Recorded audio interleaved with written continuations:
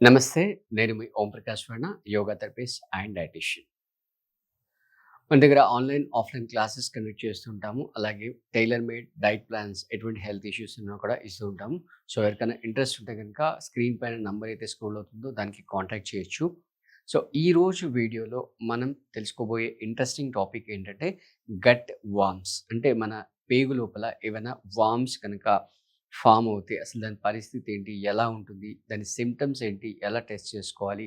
అనే దాని గురించి మనం ఈరోజు ఈ వీడియోలో తెలుసుకోబోతున్నాం. సో, బేసిక్‌గా ఎప్పుడైతే మనకు గట్‌లో వార్మ్స్ ఫార్మ్ అవుతాయో, అక్కడ సింప్టమ్స్ ఏంటంటే యానస్ దగ్గర ఇచ్చింగ్ రావడం గానీ, లేదా మన పొట్టలో పెయిన్ రావడం గానీ, లేదా sudden weight loss, unexpected sudden weight loss. ఈ సింప్టమ్స్ కనుక ఉన్నట్లయితే మీకు గట్‌లో వార్మ్స్ ఉన్నట్టు అనేది నిర్ధారణ అవుతుంది. సో, దీన్ని మనం ఎలా అంటే కన్ఫర్మ్ చేస్తాము అనే విషయానికొచ్చినట్లయితే, మనం ఒకవేళ గనక మన ఆహ్, స్టూల్‌ని సీరియస్‌గా కొంచెం కాన్సంట్రేటెడ్‌గా అబ్జర్వ్ చేసినట్లయితే, దాని కలర్ చేంజ్ అవ్వడం గానీ, లేదా దాంట్లో కొంచెం బ్లడ్ రావడం గానీ, లేదా కొన్ని పరిస్థితుల్లో ఆ టూల్స్‌లో వార్మ్స్ రావడం కూడా మనం అబ్జర్వ్ చేస్తూ ఉంటాము. సో, ఎప్పుడైతే ఇలా వస్తుందో ఇమ్మీడియేట్‌గా మనం బ్లడ్ టెస్ట్ కానీ, టూల్ టెస్ట్ కానీ చేసుకుంటే అది కన్ఫర్మ్ అయిపోతుంది. సో, ఈ వార్మ్స్ ఆల్రెడీ మనకు వచ్చినప్పుడు దాని నుంచి బయటపడాలంటే ఏం చేయాలి అనే దాని గురించి చూసినట్లయితే ఫస్ట్ మన లైఫ్‌లో స్ట్రెస్‌ని తగ్గించుకోవాలి. స్లీప్ అనేది ప్రాపర్‌గా ఉండేటట్టు చూసుకోవాలి. అండ్ ద మోస్ట్ ఫుడ్ విషయానికొచ్చినట్లయితే కొంచెం ఫిజికల్ వర్కౌట్స్, ప్రాణాయామం, యోగా కూడా చేసుకుంటూ ఫుడ్ విషయానికొచ్చినట్లయితే ఫస్ట్ థింగ్ ఏంటంటే మనం గార్లిక్ కంటెంట్‌ని కొంచెం పెంచుకోవాలి. అంటే వెల్లుల్లి అంటాం కదా! ఆ వెల్లుల్లి యొక్క కంటెంట్‌ని మన ఫుడ్‌లో కొంచెం పెంచుకోవాలి.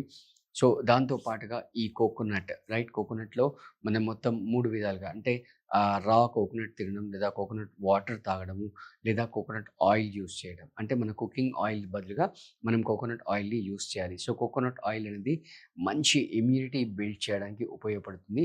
కొంచెం టేస్ట్ యాక్సెప్ట్ చేయకపోవచ్చు. అంటే తరాల తరబడి సంవత్సరాల సంవత్సరాల నుండి మీరు కంటిన్యూయస్‌గా ఈ రిఫైన్డ్ ఆయిల్స్ వాడుతుంటారు కాబట్టి కొన్ని సార్లు మన టేస్ట్ బడ్స్ యాక్సెప్ట్ చేయవు. బట్ ఒక 1 వీక్, 10 డేస్ మీరలా కంటిన్యూ వాడుతున్నట్లే చాలా చాలా ఇంప్రూవ్ అవుతుంది. And the most important thing ఏంటంటే, మనం తినే ఫుడ్‌లో ఫైబర్ రిచ్‌గా ఉండేటట్టుగా చూసుకోవాలి. సో, ఈ ఫైబర్ గనుక రిచ్‌గా ఉన్నట్లయితే ఆ ఇంటెస్టైన్ క్లీనింగ్ అనేది రెగ్యులర్‌గా జరుగుతుంటుంది. అదే విధంగా అక్కడ బ్యాక్టీరియల్ కాలనీస్ యొక్క ఇంబాలెన్స్ కాకుండా చూసుకోవాలంటే, మనం కొంచెం ఈ యాంటీబయాటిక్స్‌ని కొంచెం డిస్క్రిమినేట్‌గా అంటే ఎప్పుడు పడితే అప్పుడు మనమేదో కిరాణా కొట్టుకెళ్ళి పల్లీలు, బఠానీలు తీసుకొచ్చుకున్నట్లుగా డ్రగ్ అంటే కెమిస్ట్ షాప్‌కెళ్ళి యాంటీబయాటిక్స్ తీసుకొచ్చి విచ్చలవిడిగా వాడడం మానేసుకొని, మరీ విధి లేనన్నప్పుడు అంటే తప్పదు అన్నప్పుడు వన్స్ ఇన్ ఎ ఇయర్ లేదా ట్వైస్ ఇన్ ఎ ఇయర్ అలా యాంటీబయాటిక్స్ వాడుకోవచ్చు. అండ్ మనం తినే ఫుడ్ ఈ outside unprepared food, properly prepared food అంటే ఎస్పెషల్లీగా మనం బయట తినే ఫుడ్‌లో ఆ ఫుడ్ ప్రిపేర్ చేసే పర్సన్ ఎంత హైజీన్‌గా ఉన్నాడనేది చాలా చాలా ఇంపార్టెంట్. అంటే ఫుడ్ ప్రిపరేషన్ ఎంత ప్రాపర్‌గా ఉన్నా కూడా ఆ పర్సన్ హైజీన్‌గా ఉన్నాడా? ఎందుకంటే ఆ పర్సన్ రైట్ ఈ నెయిల్స్ గనక పెరిగి ఉన్నట్లయితే ఆ నెయిల్స్ లోపల ఆ వార్మ్స్ యొక్క లార్వాస్ ఆ నెయిల్స్ లోపల ఉంటాయి. ఆ ఫుడ్ ప్రిపేర్ చేసేటప్పుడు ఆ నెయిల్స్ నుంచి ఆ లార్వాస్ ఆ ఫుడ్‌లోకొస్తాయి.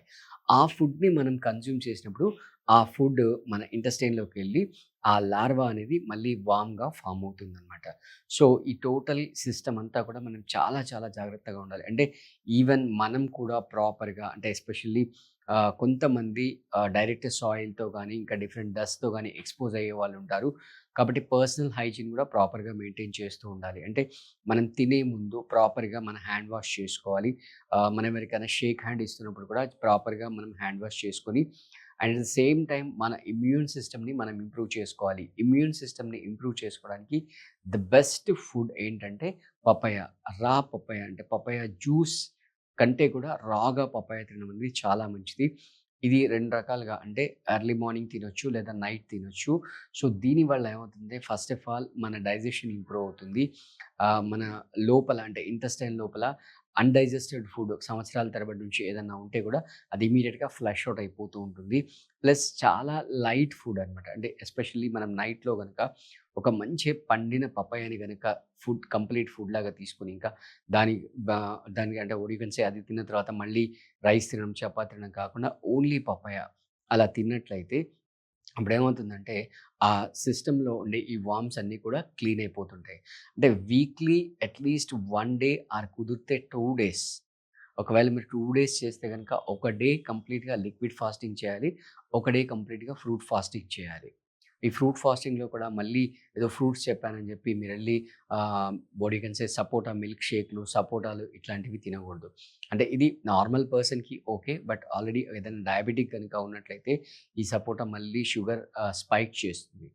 సో, ఇలా వీక్లీ వన్స్ రైట్ 1 డే కుదిరితే కంప్లీట్ లిక్విడ్ ఫాస్టింగ్. ఒకవేళ 2 డేస్ చేయగలిగితే గనక 1 day fruit fasting, 1 day liquid fasting ఇలా చేస్తూ మనం మన గట్ హెల్త్‌ని ఈజీగా కాపాడుకోవచ్చు. సో, ఇందాక చెప్పిన సింప్టమ్స్ ఏవైతే ఉన్నాయో అవి గనుక ఉన్నట్లయితే ఫస్ట్ మీరు డయాగ్నోస్ చేయించుకోండి. డయాగ్నోస్ చేయించుకొని చెప్పిన కేర్ అనేది గనుక మీరు తీసుకున్నట్లయితే ఈజీగా దాని నుంచి బయటపడొచ్చు. అలాగే మీకు మిగతా ఏ టాపిక్స్ పైన అంటే మీకు ఇంట్రెస్ట్ ఉన్న, మీకు రిక్వైర్మెంట్ ఉన్న టాపిక్స్ ఏవైనా మా కామెంట్‌లో తెలియజేస్తే వాటిపైన కూడా మేము మీకు వీడియోస్ చేసి అందజేస్తాం. Thank you.